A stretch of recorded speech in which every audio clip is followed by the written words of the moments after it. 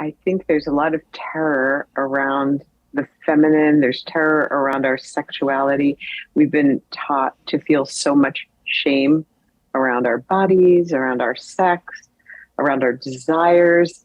The feminine has been pornographied inside of this culture. So it's all righteous. But pleasure actually has nothing really to do with sex.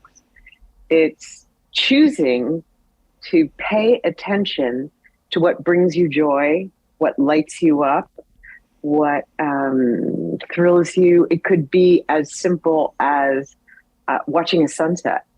That's so pleasurable, so delicious. Could be taking a Epsom salt bath after really long day. It could be the smell of your baby's head.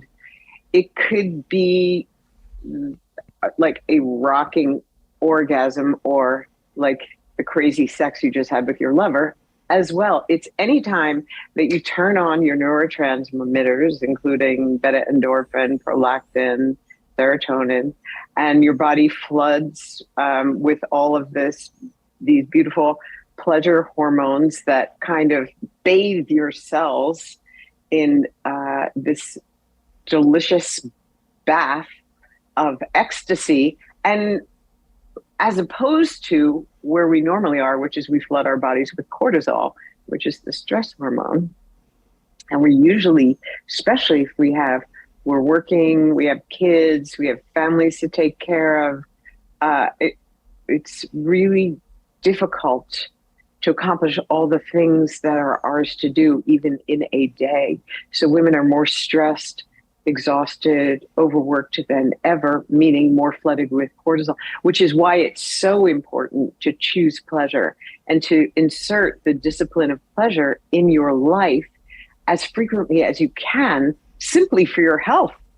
And it's tricky to remember when we've been warned against it our whole lives, but it's actually super simple once you kind of get the hang of it, because it could be, for women, we're so easy. This is how easy we are. All we have to do is hear about a pleasure that a friend of ours is having, and we're like in a state of pleasure, which is why I have a practice called bragging in all of my books, because when women celebrate themselves with other women, it takes everyone higher. So, it could be your favorite mug that you have your tea or your coffee in that brings you pleasure. It could be as simple as like just looking at yourself literally right now and then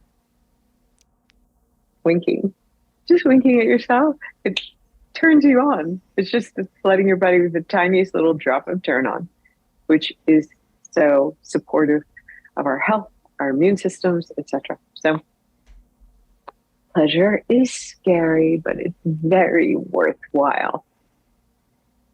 And necessary, I think. And necessary, yes. You talk about this idea that a woman who is turned on and tuned in is, one of the more, we'll say, I'm paraphrasing, but like a powerful force in the world.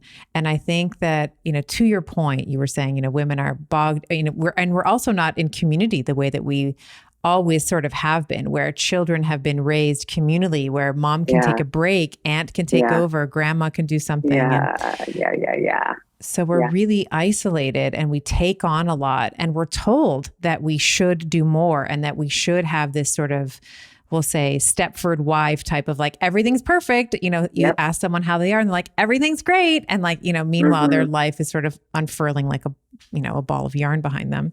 Mm-hmm. How do we, or maybe I'll ask you to expand on the discipline of pleasure. You talk about in both books, I think in all of your work, you talk about this idea that it's a practice. And I love this so much because I think that even the title of your book, Pussy, a reclamation, you are reclaiming your pleasure. And it's like, no one's going to come to you and say, you know what you need? More pleasure. No one's going to do that. You have to do that for yourself. No one is coming to save you. So can you talk a little bit about this idea of having like a a cadence or a cyclicity or a rhythm to pleasure? Yeah. It's, first of all, it is hard as fuck. It takes so much courage. And honestly, you cannot do it except in conspiracy with other women. Once, you have to be really like so practiced. It's kind of like how it's hard to go to the gym by yourself, but if you have a gym buddy, oh my goodness, then somebody who's going to say, get your ass out of bed, meet me at the gym.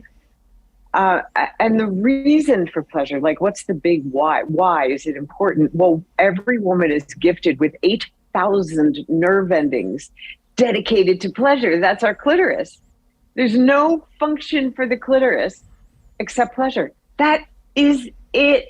End of story. So why would God or goddess construct feminine being with a body that responds simply to pleasure? That's her clit. It's different from a guy, right? Because a cock, it's a multi-tool. It pees, it ejaculates, like it's busy. It's multi-purpose, multifunctional, but a clit is single purpose, only pleasure. And that means for every woman, if 8,000 of your thoughts every day are not about your pleasure, 8,000 of your decisions are not about your pleasure, 8,000 of your desires are not about your pleasure, then you're not living the design of what it means to be a woman.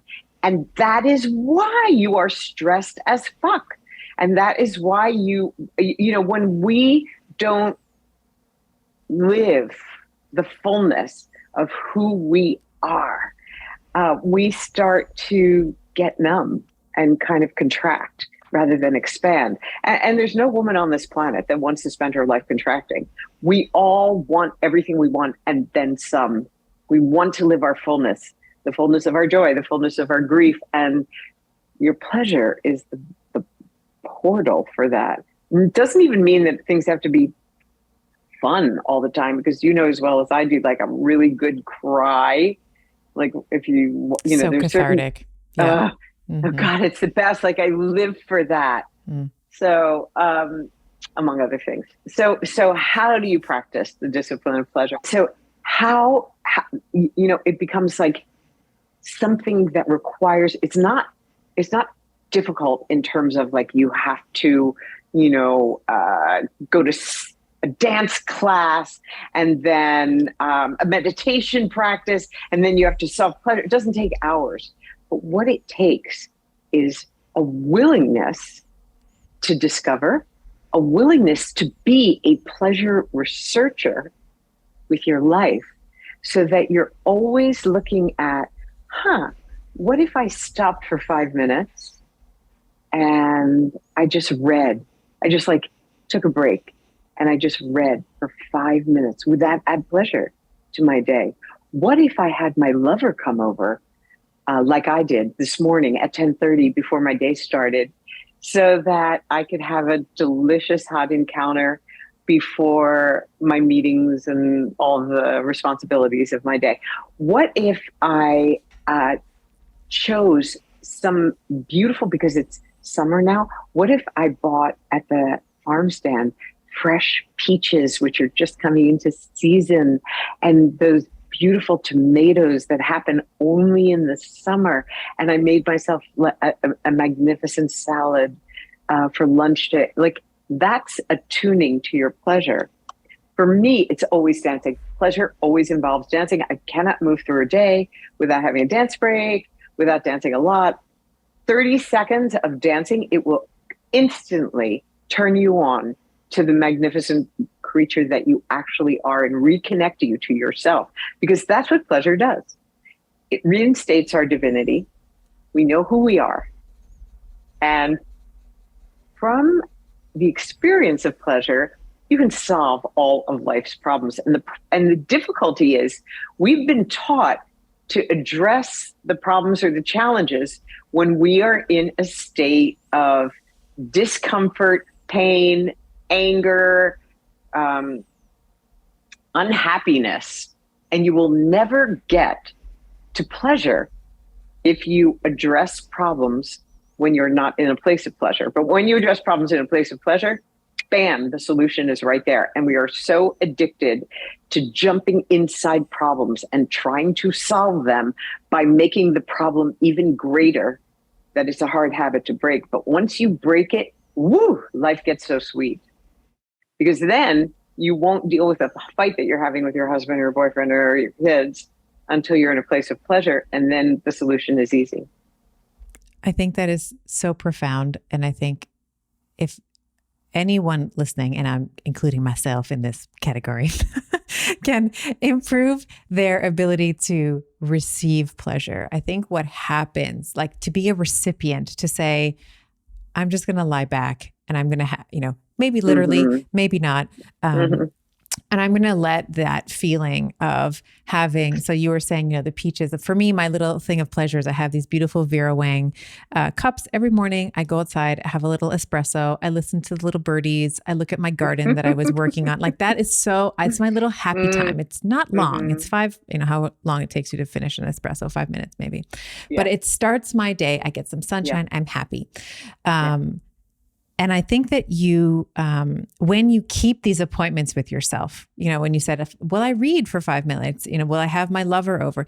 You start to, at least my experience, and maybe you can contribute to this because you've seen thousands of women go through this process, but it begins to fortify your relationship with yourself.